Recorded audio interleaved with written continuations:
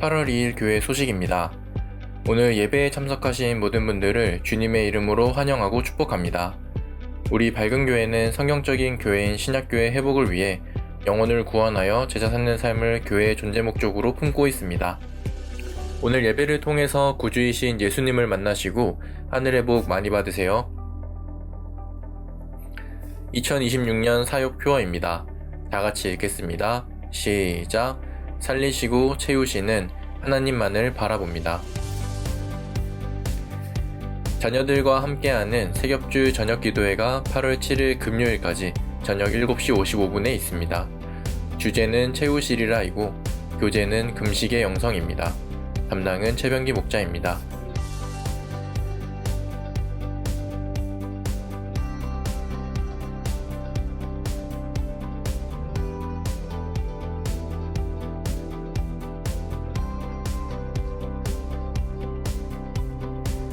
제2차 싱플 원데이 세미나가 8월 15일 토요일에 있습니다. 신청 기간은 8월 12일 수요일까지이고 신청 대상은 싱글 부모, 신혼부부입니다. 주제는 결혼의 조건이고 수강료는 3만원입니다. 담당은 담임 목사입니다. 제62차 목자 컨퍼런스가 8월 20일 목요일부터 22일 토요일까지 있습니다. 장소는 문경 STX 리조트입니다. 담당은 박혜성 목자입니다. 예배 보기 신앙의 회복입니다. 주일 연합 예배, 룻기 시리즈 1, 그때 그 시절. 수요 예배, 자녀들과 함께하는 세겹주 저녁 기도회. 설교 동영상을 보며 말씀의 삶을 살려고 노력합니다. 설교 동영상으로 VIP와 결석한 목원들을 섬깁니다. 돕는 기도 부탁드립니다. 주님, 26년도에는 살리시고 채우시는 하나님만을 바라보며 살아가도록 도와주시옵소서. 주님, 우리 모든 성도들이 정시기도와 말씀 묵상을 통하여 성령님의 인도를 받으며 살아가도록 도와주시옵소서. 주님, 기도와 섬김으로 목장마다 1년에 1명의 VIP가 세례받고 2 목장이 분가하도록 도와주시옵소서. 주님, 다음 세대가 건강하게 세워지도록 도와주시옵소서. 주님, 세겹주 저녁 기도회 가운데 놀라운 은혜를 내려주셔서 필요와 부족이 채워지도록 도와주시옵소서. 교회 청소 섬김 목장입니다. 8월 1일은 센다이 목장, 8월 8일은 대학원 목장에서 섬겨주시겠습니다. 교회 중식 섬김 목장입니다. 8월 2일은 미얀마 목장, 8월 9일은 대학원 목장에서 섬겨주시겠습니다. 항상 교회를 섬기시는 밝은 가족들이 자랑스럽습니다. 금주의 한마디입니다. 휴가 기간 중에 꼭 기억해야 할 것. 휴가 기간 중에 꼭 기억해야 할 것은 목장 식구들은 목자에게, 목자는 초원지기 목자에게, 초원지기 목자는 담임 목사에게 일정과 목적지를 알리고 기도 부탁 후에 떠납니다. 귀가했을 때도 연락하여 서로 감사와 간증을 나눕니다.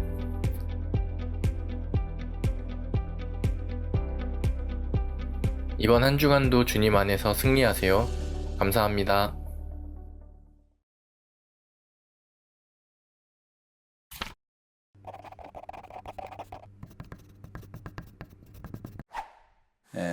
여러분, 우리가 살다 보면 그런 때가 있잖아요. 그때 그 시절 참 내가 청소년으로 살면 얼마나 좋을까 그런 생각하시죠. 그림을 보면서 참 쟤들은 좋겠다, 네, 그런 생각하시잖아요. 우리도 그때 그 시절이 있었죠. 지금도 우리는 그때 그 시절을 생각하고 또 하나님, 내가 그때 참 힘들고 어려울 때 주님 도와주셨죠. 내가 그때 참 내 힘으로 살아갈 수 없는 그때 주님 함께 하셨죠. 우리는 그때 그 시절이 있습니다. 근데 그때 그 시절을 우리가 생각만 하고 사는 것이 아니고 이제는 누리면서 살아야 되지 않을까 생각을 합니다. 이 세상에 100%를 잘 선택하는 사람은 없습니다. 아무리 확률이 높은 게임을 하는 사람이라 할지라도 100%는 없습니다. 우리가 그때 그 시절에 혹시 실수하고 혹시 부족하고 하나님 앞에 잘못된 부분이 있을지라도 하나님은 언제든지 돌아오기를 원하시고 돌아왔을 때 하나님은 놀라운 은혜를 주시는 줄로 믿습니다. 우리가 오늘부터 8월 한 달 동안 룻기를 한번 살펴보려고 하는데 이스라엘 사람들에게 있어서 룻기는 특별한 책입니다. 엘리멜렉이 자녀들과 함께 베들레헴을 떠납니다.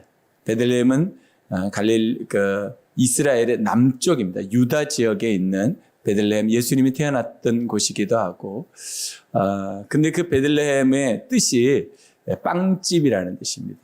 그래서 항상 이곳에는 풍성한 밀이 있고 그 밀로 빵을 만들어서 사람들이 풍성하게 먹었던 것입니다. 근데 그곳에 기근이, 흉년이 왔다고 합니다. 그래서 엘리멜렉 아버지가 여기 있으면 죽겠다 싶어가지고 동쪽에 있는 동쪽에 남쪽에 있는 모압 지방으로 이사를 가자. 거기에는 먹을 것이 많다고 하니 거기 가서 살자 이렇게 말합니다. 근데 갈 때는 임시로 살 것을 생각하고 갔습니다. 그러나 거기서 자기도 죽고 두 아들도 죽습니다. 한 번의 선택이 평생을 좌우하는 일들이 일어나게 된 거죠. 그래서 이스라엘 백성들은 나오미가 돌아올 그 시절이 보리 추수 때예요. 맥추할 때입니다. 보리를 추수할 때 맥추절이라고 하죠. 보통 우리는 신약에서는 오순절이라고 합니다. 그래서 떠날 때는 기근으로 떠나고 흉년으로 떠났지만 돌아올 때는 풍성한 추수의 날에 돌아옵니다. 그래서 이스라엘 백성들은 지금도 힘들고 어려울 때 룻기를 읽는데 언제 읽냐면 맥추절 그 기간 중에 룻기를 읽습니다. 맥추절이 신약에서는 무슨 날이라고요? 오순절이라고 그랬죠. 그러면 제자들이 예수님이 승천하시고 난 다음에 모였을 때가 언제였죠? 오순절이었죠. 마가의 다락방에서 기도하면서 무슨 책을 읽었을까요? 룻기를 읽었을 겁니다. 룻기를. 그 룻기를 읽을 때 이스라엘 백성들 하는 기도문이 있습니다. 같이 읽겠습니다. 맥추절의 기도문. 하나님 아버지 도와주시지 않으시면 우리는 이 추수를 끝낼 수 없습니다. 하나님 아버지 적들을 막아 주옵소서. 하나님 기후를 주장하여 주셔서 하나님 기후를 주장하여 주셔서 하나님은 도와주시지 않으시면 추수를 할 수 없습니다. 추수는 하나님의 것입니다. 추수의 능력은 하나님께 있습니다. 그래서 추수할 때 추수의 그 기쁨을 누구에게 돌리냐면 하나님께 돌려요. 하나님이 추수하게 하셨구나. 하나님께서 하게 하셨구나. 룻기를 읽으면서 뭐라고 생각했을까요? 우리가 이렇게 출소할 수 있는 것이 하나님의 은혜였구나. 아니었으면 우리도 엘리멜렉처럼 고향을 떠나 하나님의 품을 떠나 내가 살려고 했을 텐데 그런 생각을 하지 않겠습니까? 그러니까 이스라엘 백성들은 맥추절이 되고 오순절이 되면 항상 이 기도 제목을 읽으면서 하나님 안에 내가 있는 것이 얼마나 큰 복인지 하나님께서 지켜주시 아니하시면 도와주지 아니하시면 안 된다. 그런데 이 추수날은 매년 있거든요. 그러나 얼마나 감사하고 좋은 일이겠습니까? 오늘 주제입니다. 선택은 상황이 아닌 하나님을 보는 눈이다. 선택은 상황이 아닌 하나님을 보는 눈이다. 시작. 선택은 상황이 아닌 하나님을 보는 눈이다. 만약 엘리멜렉이 상황을 보지 않고 하나님을 봤다면 자기도 죽지 않고 두 아들도 죽지 않았을 겁니다. 그러나 상황을 보고 하나님의 그 땅을 떠나 이방 땅으로 갔기 때문에 엘리멜렉과 두 아들은 죽을 수밖에 없었죠. 우리가 신앙생활을 하다 보면 갈등이 있습니다. 갈등이 없을 수는 없어요. 상황을 볼 것인가? 하나님의 뜻에 순종할 것인가? 여러분, 우리가 하나님 앞에 살아갈 때 상황을 보지 않고 하나님의 눈으로 내 삶을 본다는 것은 쉬운 일이 아닙니다. 어떻게 우리가 그렇게 살아갈 수 있을까? 오늘 그 말씀을 우리가 같이 나누려고 합니다. 먼저 오늘 등장하는 등장인물들 6명을 좀 소개하려고 합니다. 그 이름에 뜻이 다 들어가 있는데요. 엘리멜렉이라고 하는 뜻은 나의 하나님은 왕이시다라는 뜻입니다. 나오미는 기쁨이라는 뜻입니다. 말론, 병약함, 쇠약함이라는 뜻입니다. 기련, 낭비됨, 완전한 소멸이라는 뜻입니다. 여러분, 자녀들의 이름을 지을 때 이렇게 짓는 사람들이 있습니까? 한국적으로 부르다면 날마다 부를 때 이 병약한 애야, 병약한 애야. 남들이 부를 때도 병약, 쇠약 이렇게 부를 거예요. 얼마나 웃기고 참 자녀들이 사람들 앞에 창피당할 만한 이름입니다. 부모라면 이렇게 이름 짓지 않았을 겁니다. 그러나 이스라엘 사람들은 그 아이들이 태어날 때 상황을 가지고 이름을 지을 때가 굉장히 많습니다. 또 하나님이 그렇게 마음을 주실 때가 있습니다. 그렇다면 엘리멜렉의 마음이 어땠을까요? 하나님을 떠나 있었다는 것이 분명합니다. 하나님 앞에서 온전치 않았다는 것이 우리가 분명히 알 수 있습니다. 그러니 흉년 기간에 하나님을 바라보지 않고 상황을 바라보고 베들레헴을 떠난 것이죠. 그리고 만난 사람이 있습니다. 룻을 만납니다. 룻의 이름의 뜻은 친구, 동반자, 우정, 아름다움입니다. 오르바, 첫 번째 며느리입니다. 뜻이 등을 돌리다. 얼마나 절묘합니까? 시어머니 나오미가 이제 남편도 죽고 두 아들이 죽고 난 다음에 나는 고향으로 돌아가겠다. 너희들은 알아서 살아. 그 당시는 이게 욕이 아니었습니다. 충분히 그렇게 살 수 있었습니다. 재혼할 수 있었습니다. 오르바는 등을 돌리고 갔습니다. 이름대로. 네, 룻은 이름대로 동반하였습니다. 그래서 유명한 룻의 고백이 나오잖아요. 어머니의 하나님이 나의 하나님. 어머니의 나라가 나의 나라입니다. 그리고 그 룻을 통하여 하나님께서는 구원 역사를 이루어 가시는데 다윗이 태어나게 하고 그 후손으로 예수님이 태어나게 하셨습니다. 여러분, 룻기의 시작은 흉년이고 기근이고 공핍함이고 죽고 또 죽는 일들이 되었지만 룻기의 마지막에는 풍년이고 살고 사는 놀란 은혜로 끝나고 납니다. 우리가 하나님을 붙잡을 때 그렇게 된다는 것이죠. 이스라엘 백성들에게 룻기는 그런 희망의 책이고 하나님의 약속인 것입니다. 하나님의 뜻 가운데 우리가 살아갈 때 우리가 지금 희망이 안 보여도 하나님께서 우리에게 희망을 보여주실 줄로 믿습니다. 선택은 결과를 가집니다. 내가 지금 무엇을 선택하느냐에 따라서 결과는 달라집니다. 꼭 있습니다. 그러나 믿는 사람에게 100%는 아닙니다. 이 세상은 인과응보로 살아갑니다. 그러나 믿는 사람에게는 인과응보와 함께 은혜가 있습니다. 은혜로 되어지는 일이 있다는 것입니다. 그래서 선택은 결과입니다. 우리가 그래서 상황을 바라보고 나도 결과가 있고 하나님을 바라보도 결과가 있습니다. 저는 여러분들의 결과가 은혜가 되었으면 좋겠습니다. 잠언 14장 12절 말씀입니다. 사람의 눈에는 바른 길 같이 보이나 마침내는 죽음에 이르는 길이. 내가 보기에는 이 길이 너무 좋아요. 이 길로 가면 딱 맞을 것 같아요. 내 경험과 지식과 내 주변 사람들의 말들을 들어보니 그렇게 하는 게 맞을 것 같아요. 그게 엘리멜렉이었습니다. 그랬더니 필경은 죽는 길이었습니다. 여러분, 우리가 선택을 할 때 결과가 있다는 것을 기억하셔야 됩니다. 여러분, 삶 속에 좋아 보이는 상황이 아니고 하나님의 인도하심에 순종하는 우리 모든 성도들이 되시기를 주님의 이름으로 축복합니다. 신명기 30장 19절입니다. 나는 오늘 하늘과 땅을 증언으로 세우고 생명과 사망, 복과 저주를 당신 앞에 내놓았습니다. 당신들과 당신들의 자손이 살려거든 생명을 택하십시오. 모세가 마지막으로 2세대들에게 하는 말입니다. 생사화복이 주님께 있습니다. 여러분, 생명을 택하십시오. 저도 여러분들에게 부탁하고 싶습니다. 여러분, 생명을 택하십시오. 주님께 생사화복이 다 있습니다.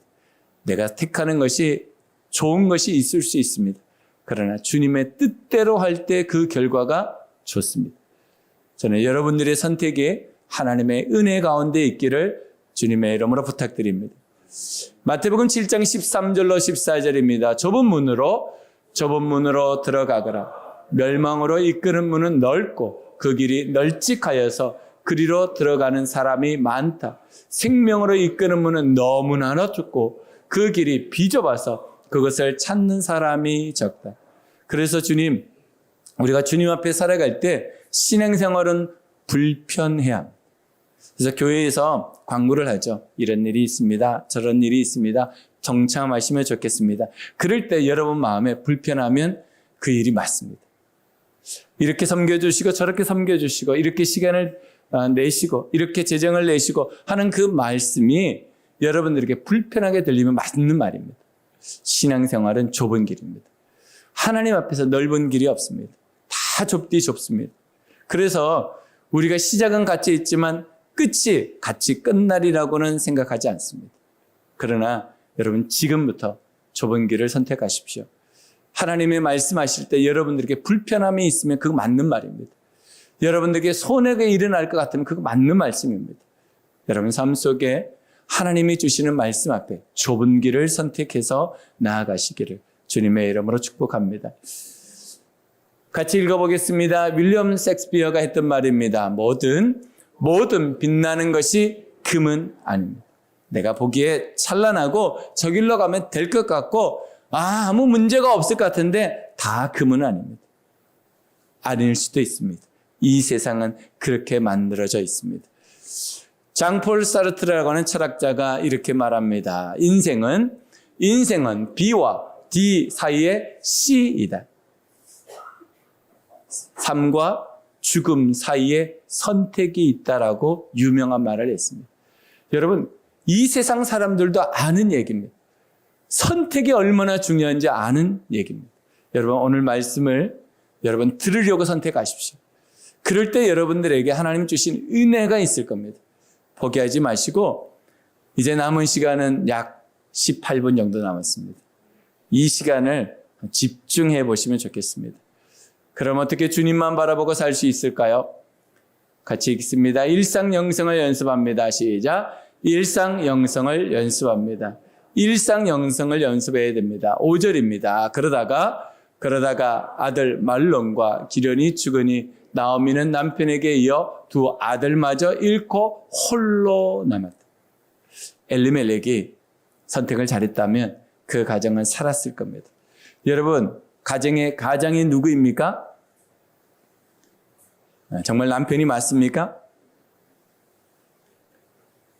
가장이 잘못 선택하면 그 가정은 오리무중에 빠지고 표류하게 됩니다. 가장이 얼마나 중요합니까? 그 선택 한 분으로 엘리멜렉 가정은 모든 남자는 죽었습니다. 그러니 여러분, 가장에 잘 선택하도록 여러분 기도로 도와주셔야 됩니다. 목자 목녀님, 선택 하나가 목장을 살리기도 하고 어렵기도 합니다. 교회 담임 목사가 잘못 선택하면 성도들을 힘들고 어렵게만 합니다. 그러니까 우리가 선택이라는 것이 얼마나 중요합니까? 근데 그 선택을 잘하기 위해서 우리가 해야 할 일이 있습니다. 그것은 일상 영생의 삶을 사는 겁니다. 정시기도와 말씀 묵상을 계속 해보는 겁니다. 나는 습관이 안 되어서. 여러분, 습관 안 되어서 포기하실 겁니까? 여러분 자녀들이 습관 안 된다고 포기하실 겁니까? 여러분의 인생을 습관 때문에 포기할 겁니까? 그럴 수는 없잖아요. 여러분 일상 영생의 삶을 포기하지 마십시오. 정시기도와 말씀 묵상 여러분 도전하셔야 합니다. 왜 우리가 일상 영생을 하는가? 본질을 찾기 위해서입니다. 본질을 제대로 찾기 위해서 일상 영생의 삶을 사는 겁니다. 본질이 뭡니까? 내 목숨을 걸어야 하는 겁니다. 이게 본질입니다. 근데 우리가 비본질의 목숨을 걸 때가 있습니다. 그게 뭡니까? 죽고 사는 문제가 아닌 겁니다. 우리는 본질에 집중해야 합니다. 본질에 집중하기 위해서는 하나님의 말씀을 들어야 되고 그 말씀대로 살아야지만 본질을 제대로 찾을 수 있습니다. 그렇지 않으면 우리는 방황하고 표류하게 됩니다. 두 번째가 방향 유지입니다. 왜 우리가 일상 영생의 삶을 살아야 되냐면 방향을 유지하기 위해서입니다. 주님 앞에서 살리고 세우는 삶, 영혼을 구원하여 제자 삼는 삶, 그 방향을 우리가 바로 잡기 위해서는 일상 영생의 삶을 살아야 합니다. 그래야지 돌아오는 길이 짧아집니다. 그러지 않으면 내가 갔던 길 다시 돌아와야 됩니다. 그 고생을 다시 해야 합니다. 그러니 여러분 방향 유지를 위해서 일상 영생의 삶, 정시기도와 말씀 묵상을 지속하시기 바랍니다. 마지막으로는 왜 우리가 일상 영생의 삶을 사는가? 순종의 특권을 사용하기 위해서입니다. 우리는 말씀 앞에 순종하는 자들입니다. 살리고 세우는 일에 순종하는 자들입니다. 주님 주셨던 그 삶의 목적대로 사는 것이 우리의 인생의 가장 큰 복입니다. 우리는 순종의 특권을 사용해야 합니다. 그렇다면 주님의 말씀을 품어야 되지 않겠습니까? 주님의 말씀이 내 인생에 들어와야 되지 않겠습니까? 그러기 위해서 우리는 일상 영생의 삶을 살아가는 것입니다. 일상 영생의 삶을 살면 주님께서 우리에게 주시는 가장 큰 은혜는 비움의 은혜를 주십니다. 내 안에 있는 걱정과 근심, 염려, 내가 계획하고 있는 거, 내가 살아보려고 하는 그거 다 내려놓게 하십니다. 이게 아니구나. 이게 아니구나. 이게 아니구나. 이게 아니구나라는 것을 알게 하십니다. 그리고 다 내려놓게 하십니다. 그러면 거기에 하나님이 새로운 것을 채워주십니다. 하나님의 사랑과 믿음과 소망으로 충만케 하십니다. 그 체험을 우리는 섬김으로 나눠야 됩니다. 이 섬김이 뭔가? 헌신입니다. 헌신은 무엇입니까? 마음과 재정과 시간을 드리는 겁니다. 이제 밝은 교회 다니시는 분들은 이쯤은 술술 나와야 됩니다. 헌신이 뭡니까? 그러면 마음과 재정과 시간을 드리는 거예요. 이게 헌신입니다. 헌신 굉장히 추상적인 단어입니다. 그러나 구체적으로 우리가 이 세 가지를 드리는 것, 그러면서 섬겨가는 것. 그럴 때 하나님께서는 우리에게 놀라운 복을 주십니다. 이것을 하기 위해서 우리는 일상 영생의 삶을 살아야 됩니다. 여러분 삶 속에 하나님의 말씀을 따라 하나님 말씀 앞에 순종하는 삶을 살아가시기를 주님의 이름으로 축복합니다. 두 번째는 일상 속에서 성령님께 질문합니다. 일상 속에서 성령님께 질문합니다. 시작. 일상 속에서 성령님께 질문합니다. 2절입니다. 그 남자의 이름은 엘리멜렉이요, 아내의 이름은 나오미이며 두 아들의 이름은 말론과 기련이다. 그들은 유다 베들레헴 태생으로서 에브랏 가문 사람인데 모압 지방으로 건너가 거기에서 살았다. 이 사람들이 있어야 할 곳이 어디였습니까? 그곳을 떠나서 가니까 하나님이 함께하지 않았습니다. 여러분, 우리가 있어야 될 자리에 있어야 됩니다. 그 자리를 떠나면 하나님이 도와주지 않습니다. 여러분들이 지금 어디에 있어야 합니까? 무엇을 해야 합니까? 우리가 그것을 위해서 항상 해야 될 것이 이겁니다. 성령님, 어떻게 할까요? 내가 있어야 될 자리, 내가 해야 될 거, 내가 어떻게 살아야 될지를 성령님께 여쭤봐야 됩니다. 왜냐하면 그 성령님은 우리를 도와주시는 헬퍼이시기 때문에. 우리를 도와주시는 분이. 그러니까 물어봐야죠. 주님, 어떻게 할까요? 성령님, 어떻게 할까요? 왜 제가 이걸 해야 합니까? 왜 이렇게 해야 합니까? 물어보셔야 됩니다. 질문이 없으면 대답이 없습니다. 여러분, 성령님께 여쭤보십시오. 그러면 대답이 나올 겁니다. 그 두 가지가 있습니다. 우리가 질문하는 이유가 두 가지가 있는데, 첫 번째가 말씀의 원리대로 살기 위해서 질문해야 돼요. 말씀의 원리에서 떠나면 말씀의 원리 가운데 주시는 복을 누리지 못합니다. 하나님께서 약속하셨던 그 100배, 60배, 30배의 복을 누리지 못합니다. 또 하나는 하나님의 의도대로 살기 위해서 질문해야 합니다. 우리는 우리의 의도대로 삽니다. 순식간에 나에게 찾아온 생각, 내가 지금까지 살았던 습관, 내가 고민했던 그 일이 맞는 것처럼 내 의도대로 살아갑니다. 아니요. 성령님께 여쭤보셔야 됩니다. 성령님, 어떻게 할까요? 일상 속에서 이 질문을 계속하면서 살아야 됩니다. 저는 요즘 이 책을 읽고 있습니다. 인생을 위한 최소한의 생각이라는 책을 읽고 있습니다. 300페이지가 조금 넘는 책인데 이 책을 읽으면서 많은 것들을 배웁니다. 그 중에 한 가지가 이겁니다. 요즘 사람들의 뇌가 작아지고 있고 작동이 제대로 안 되고 있다는 것. 왜 그럴까요?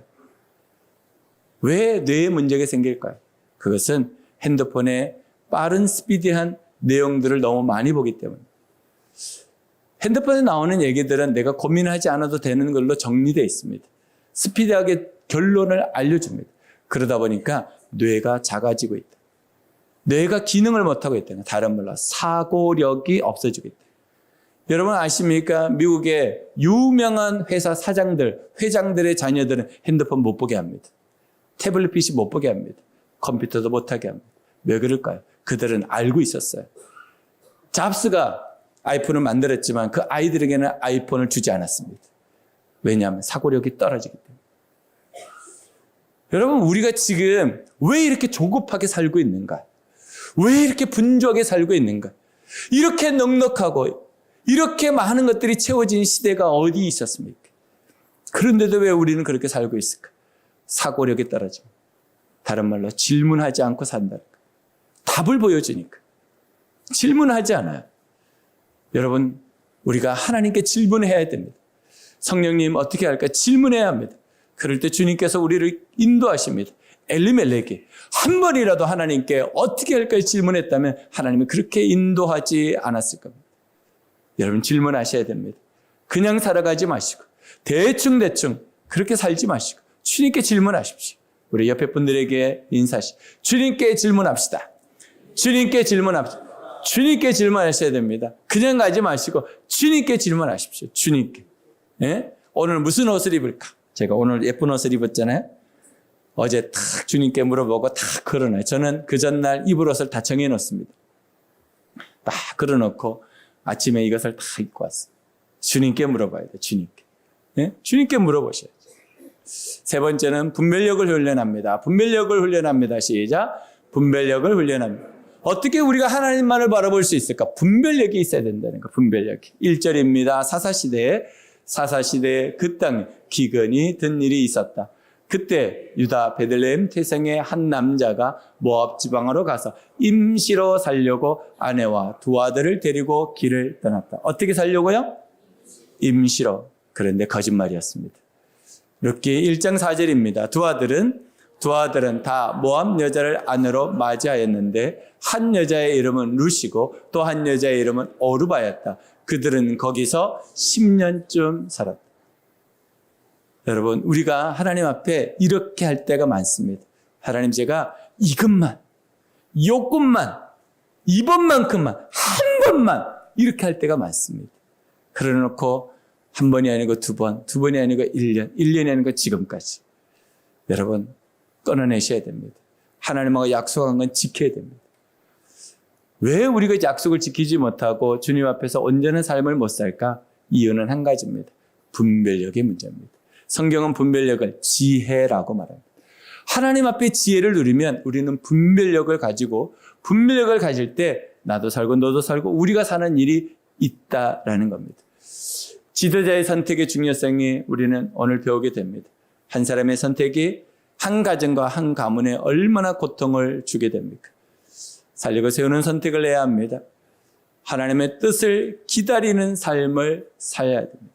그래서 우리에게는 하나님께 질문하고 살아야 됩니다. 함부로 결정하지 마시고 꼭 질문하고 사십시오.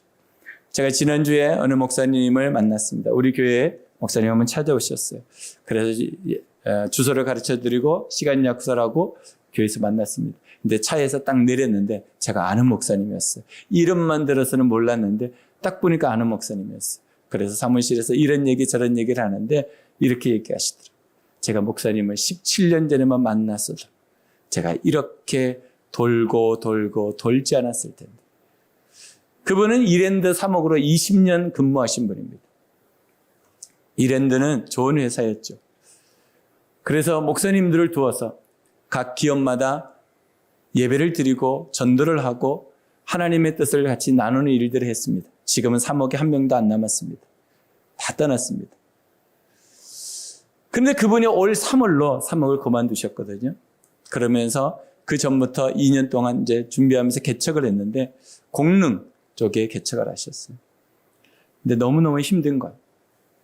그러다가 생각하게 된 거예요. 이분 그 사목을 할 때 지도자가 누구였냐면 그 마포 다운교회 이경준 목사님이었어요. 이경준 목사님이 이랜드 사목 대표였어요. 그러니까 그 밑에 60명의 사목이 있었대요. 근데 그분들에게 말했대. 너희들 개척 준비해라. 그리고 개척을 하면 꼭 가정교회를 해라. 그때는 들리지 않았어요. 그리고 부족함이 없으니까 살아온 거죠. 근데 개척을 해보니까 막막한 거예요. 이거 어떻게 해야 되나. 그러다가 인천 등대교회 곽우신 목사님이 강사로 초청을 한 거야, 이분을. 3040 수련회. 그래가지고 얘기를 하다 보니까 목회 얘기를 하게 되고, 목회 얘기를 하면 우리는 가정교회 얘기밖에 안 하니까 가정교회를 해봐라. 그래서 집이 어디냐, 어디서 사냐 물어봤더니 우리 지역하고 가까운 거예요. 그래서 저를 소개시켜 준 거예요. 그래서 저하고 만나서 이런 얘기 저런 얘기를 하게 됐는데 그 목사님의 고백이 17년 전에 목사님을 만났다면 나는 정말 행복하게 목회했을 텐데. 여러분 우리 교회를 왜 다니십니까? 왜 밝은 교회를 다니십니까? 우리 교회 다니면 뭔가를 얻을 것 같습니까? 저는 그렇게 안 보입니다. 큰 부자도 없고 잘난 사람도 없고 그런데 왜 우리 교회 다니십니까? 그런데 제가 자신 있게 할 수 있는 말은 우리 교회 다니면 행복해집니다. 정말 행복해집니다. 그래서 제가 여러분들에게 다시 부탁드립니다. 교회 올 때 일하려고 오지 마십시오. 일하려고 오면 안 됩니다. 주님을 만나러 오시고 성령을 충만히 경험하러 오십시오. 우리가 행복해지면 하지 말래도 일하게 됩니다. 섬기게 됩니다. 살리고 세우는 일 하게 됩니다. 먼저가 무엇입니까? 하나님을 만나는 겁니다. 그래서 제가 이 목사님한테 이렇게 말했어요. 목사님하고 사모님이 먼저 행복해야 돼요. 목사님하고 사모님이 행복하지 않으면 그 목표는 절대로 행복할 수 없어요. 그래서 이번 주 목요일날 저희 집에서 식사 대접을 하면서 그 사모님을 설득하기로 했습니다. 사모님이 넘어와야 돼요. 그래야 가정교회가 됩니다. 여러분, 우리 교회가 행복해지려면 여러분이 먼저 행복해야 됩니다. 그래야지 이곳에 있는 사람들이 다 행복해지지 않겠습니까? 돌아가지 마시고 하나님의 임자신 가운데 승리하는 우리 모든 성도들이 되시길 주님의 이름으로 축복합니다.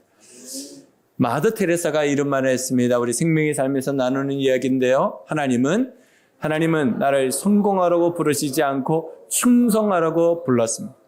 여러분, 우리가 성공하는 건 세상적인 성공이 아니고 주님께서 나를 부르실 때는 충성하라고 부르셨어요. 분량대로 섬기면 됩니다. 주님께서 우리에게 마지막 하시는 말씀은 무엇입니까? 착하고 충성된 종아. 주님은 충성을 보십니다. 우리가 얼마나 잘했느냐, 성공했느냐 보지 않습니다. 충성한 걸 보십니다. 여러분, 충성하며 사시기를 주님의 이름으로 부탁을 드립니다. 제가 말씀을 준비할 때마다 마지막 찬양곡을 묵상하고 준비합니다. 그런데 이번에는 주님께서 내 주를 가까이 하게 함은 이라는 찬양을 했으면 좋겠다라는 마음을 주셨어요. 근데 이 찬양을 왜 주셨을까? 묵상할 때 우리 성도들이 날마다 조금씩 주님께로 더 가까이 나갔으면 좋겠다라는 생각으로 정했던 것 같아요. 근데 이 찬양을 제가 조사해 보니까 이 찬양이 생각보다 유명한 찬양이더라고요. 타이타닉호 아시죠? 타이타닉호가 이제 구명보트에 사람들이 다 가고 나머지 사람들이 타이타닉에 있을 때 어떤 사람이 이 찬양을 선창했다고 그래요. 내 주를 가까이 하게 함. 십자가 짐 같은 곳입니다. 내 일생 소원은 늘 찬송하면서 주께 더 나가기 원합니다. 목숨이 꺼져가는 그 자리에서 그들의 소원은 하나님께 더 가까이 나가는 거였습니다. 여러분, 우리가 어떻게 하나님을 바라보겠습니까? 1% 주님 앞에 가까이 나가는 것을 선택하셔야 됩니다. 상황을 보지 마시고 하나님을 바라보고 살아가시기를 주님의 이름으로 축복합니다. 우리가 이 가사를 같이 한번 읽어보도록 하겠습니다. 내 주를 가까이 하게 함은 십자가 짐 같은 고생이나 내 일생 소원은 늘 찬송하면서 주께 더 나가기 원합니다. 내 고생하는 것 옛 야곱이 돌베개 베고 잠 같습니다. 꿈에도 소원이 늘 찬송하면서 주께 더 나가기 원합니다.